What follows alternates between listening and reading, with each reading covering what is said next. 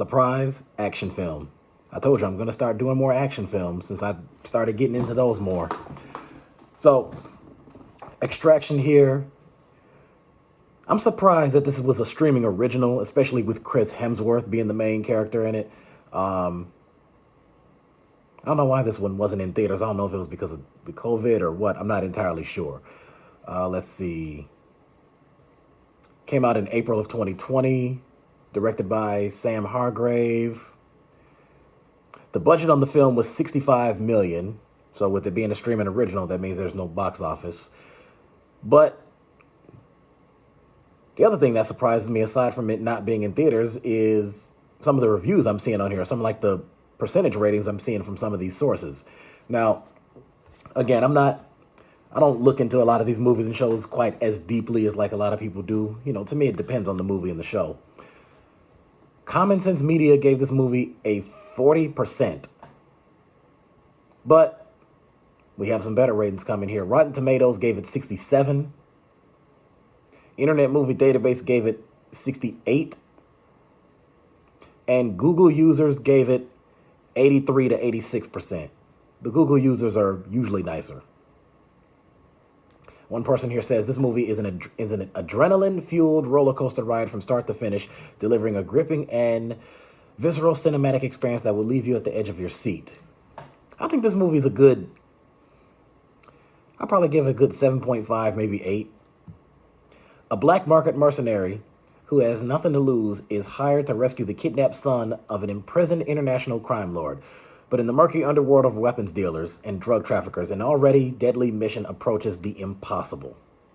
Now here's how Common Sense Media breaks it down.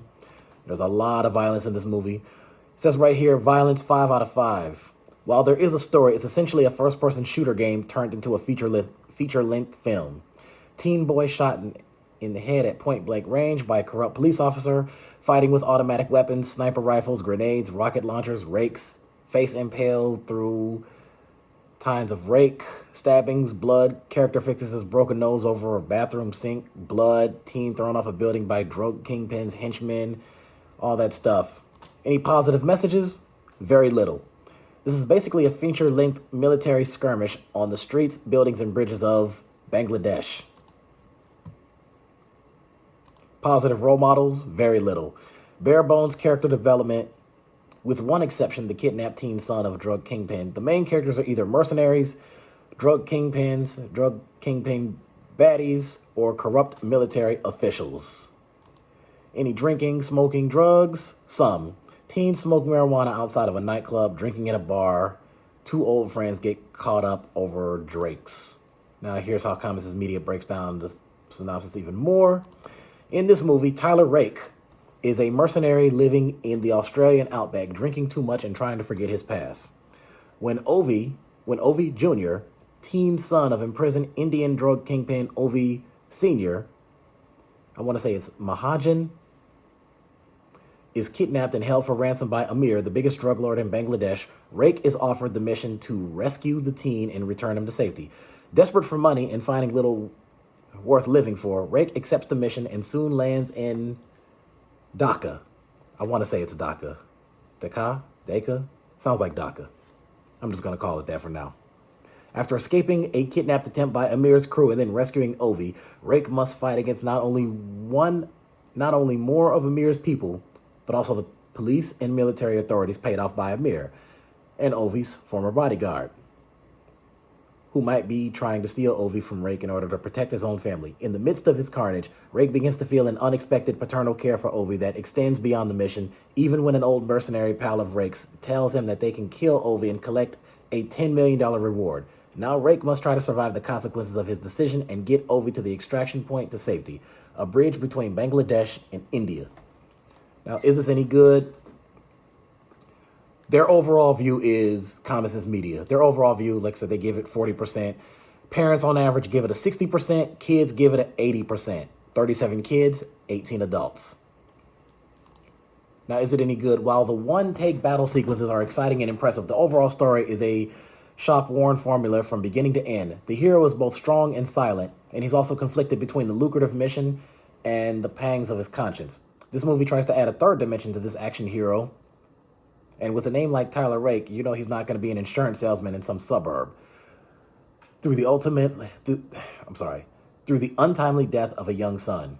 But it feels as forced and obligatory as scenes in which the bad guys are shown to be bad by throwing kids off of roofs. Overall, the movie feels more like a first-person shooter game than a movie, and even with the requisite plot twists and expected betrayals, what ultimately emerges is the constant barrage of urban warfare in a developing country. The story is at its best in chemistry between Hemsworth and Rudraksh Jaiswal. I know that I butchered that name. I know I did. But I'm not going to spend 10 minutes trying to figure that out.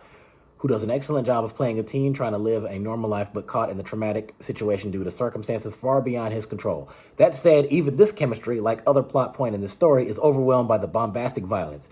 And the ending comes across as a cynical attempt to have it both ways with the audience. It's fine for action movie escapist fare.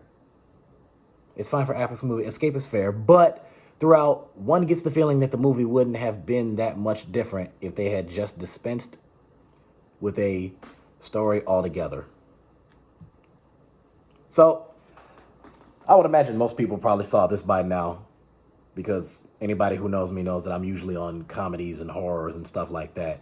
So there's a whole bunch of action movies that I'm catching up to. But to those of you who have not seen this, if you're a fan of Chris Hemsworth acting, or if you're a fan of, just action thrillers in general, regardless of how complex or non-complex a story is, or if it makes sense, or depending on how well you dig into that stuff, if you like action thrillers in general, I think this is worth a watch at least once. So it's available on Netflix. I got a lot more movies to come. Like and subscribe. Stay tuned.